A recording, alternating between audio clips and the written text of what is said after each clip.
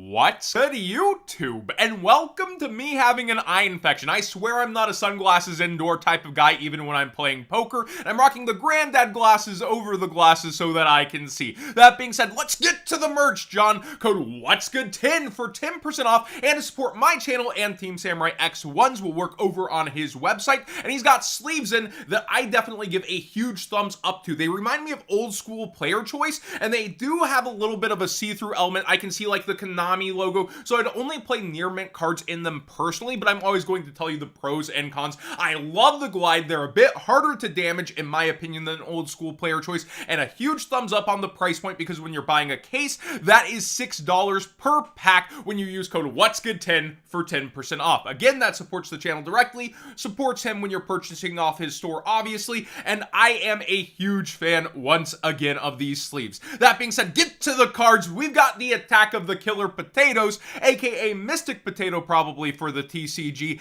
and for being a recruiter it can't get itself anymore, but people are running with the market on the cards it can get. Let's go ahead and read. It is a Dark Plant effect, level 4, 1400/1100 out of V-Jump, so no clue when we will get an import on it. If this card on the field is destroyed by card effect and sent to the graveyard, you heard that right, including your own effects, you can special summon one dark monster with 1500 or less attack from your deck in attack position except Mystic Potato. And the first card everybody went with is Stein. This is already getting talked about for the super heavy samurai deck at Buyouts a while ago due to reveals with that and combos and that sort of stuff, and was rebounding to a degree, and you can see it's quickly $7 for the secret rare here on the front page. You do have other options like the OTS Super, but it's slowly going up to, and hey, if you want to spend a lot of money, the Jump version, and cards that it summons are also up. But the card that is somewhat budget people are discussing is the Barrier Statue of the Abyss. I don't think this is the greatest, maybe against some strategies, but typically dark is the best attribute in the game and most decks have access to something there, but depending on your matchup, it might be something good to side and a bit of a penny stonk if this card really takes off. It's also a plant, which will combo with plenty of other decks if you have destruction. But Ancient Gear Ballista was up, you know, super heavy samurai combos once again, and other decks that could go into Stein through cheesing it out. Platinum Gadget as well was up in anticipation for that, and a lot of the Stein targets like Naturia Exterio has been non-stop going up and pretty crazy here, or even Last Warrior from Another Planet pretty low on certain listings. Like for Dual Overload, this has been going up over time, and I did point out this was a great penny stonk for a quarter back in the day. You're doing pretty well if you did hold on to those for that long, but sometimes it takes a long time for something to just get a reprint somewhere else, which is the risk with penny stonks. That being said, Stein, definitely a card to watch. People are even calling for its ban at this point with the reveal of the card. I don't think so. It's really funny to watch this card get impermed or veilered, but sometimes you're also able to set up a combo where you have a negation before the Stein's out there and then he's flexing, so veiler and imperm won't be the full answer. Let me know what you think of Stein. Is this overhyped, underhyped? Are people actually right that it should be banned? I think it's super interesting to see this card though draw the conversation, and then also have another deck slash combo on the horizon. Code What's Good 5 for 5% off is actually 10% off at tier 0 this weekend. Starting right now, if this video is up, you should be able to use it for 10% off, and they have up the 25th anniversary 10s, mega 10s if you will, over on their website. We still don't have a glam to know the 25th rarity, but that 10% with free international ship when you're at this point for most customers when you are getting a case, very, very nice. And a lot of people have been asking me when the EU print 10s would be up, when they'll be able to get access. Here you go, they're up with an extra discount if you're ordering this weekend. And also the gold cards are super slashed. I love these things. I am actually going to, on this sale, get myself several Karibos so I can have the multiply army. I love the little dude, and Jinzo's one of my favorites too. These look so amazing. Get you your Feral Imp Celtic Guardian meme just to make fun of other tubers, but seriously going along with it. And you have a ton of different gold cards that I really like on here on sale. Wow, why isn't DMG on sale? I'll actually ask the owner if that's on purpose. Going to Maze of Memories, we have the Synchro Stardust Dragon spiking, causing a lot of conversation. It went all the way to 40 through the week and has dropped back to about 34 here. And you have a ton of sales above that when it was in the full hype. People saying, should I get it now? Should I grab it? And you can see it was actually selling for more throughout the week than it is right now. A lot of the hype is for the adventure token package synchro metagame future where people are taking it very seriously. It's not like, oh, synchros are going to do it this time, and it's not going to. It does feel like it will be a deck that is represented, and the only time we've seen full-blown synchro decks represented in the meta after the synchro era, it's been here or there.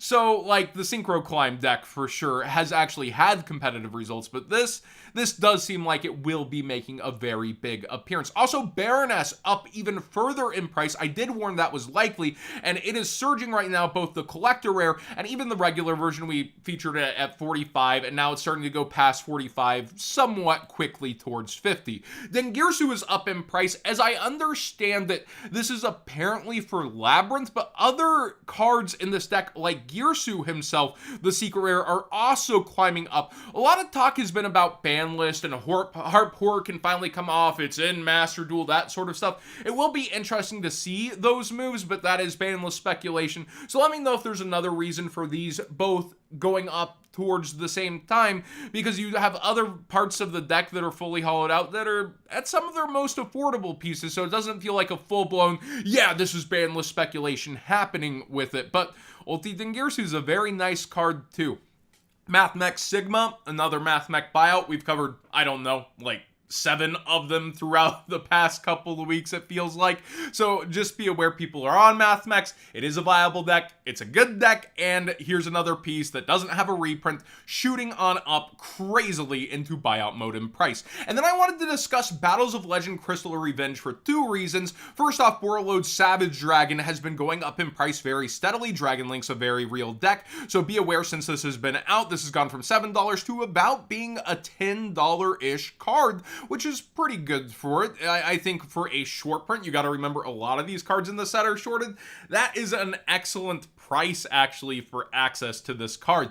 And then you also have the Starlight Rare starting to pump up, but with the model of 25th Rare, people are asking, what do I think about Starlight Rares and products that depend on those prices? And this has been shooting up as of late. In fact, its quote-unquote dip here is due to like stuff like 12-pack bundles actually registering on this, and you see a lot of random like other ones that are actually registering where the box should be. So when it comes down to Battles of Legend Crystal Revenge and it being so Starlight reliant, I think there's more to it. There's individual cards that debuted in here that won't get a reprint for a while. Decent reprints as well. I do think there is some backing within the set, but say Access Code Talker gets a easier access reprint, that would hurt the core of the set and leave it to Starlights, which are hard carrying with 2 different chase ones. I think with 25th rares, it depends what they are and how they challenge the Starlight that already exists. I think if Access Code Talker is one, for example, in the 10s, well, that would definitely hurt the price of this Access Code Talker, and we've seen Konami is willing to go, that reprint was so good and let's do it again with Zeus. So I get why people are a little shaky and nervous. I personally have never gone that deep towards Starlights. I'm not even that big on their aesthetic as a whole, but I understand shiny, cool, nice, and I do get myself attracted to several of them, especially when I'm OCG collecting the super cheap $3 ones.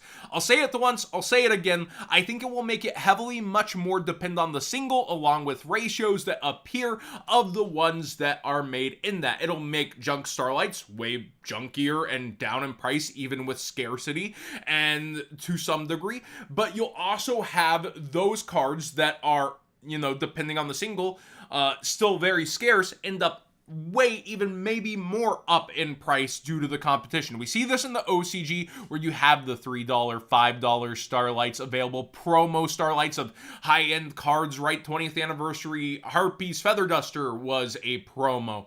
And when it comes down to that, that's still a desirable card, but its accessibility is going to outrange the card itself in the rarity. So when the rarity comes into question, it comes down to exactly what the single is, and if there's competitive versions. Like I said, if Access Code Talker gets reprinted and the 25th rare, well, you will see a lot of people willing to settle over that before ever looking at this again.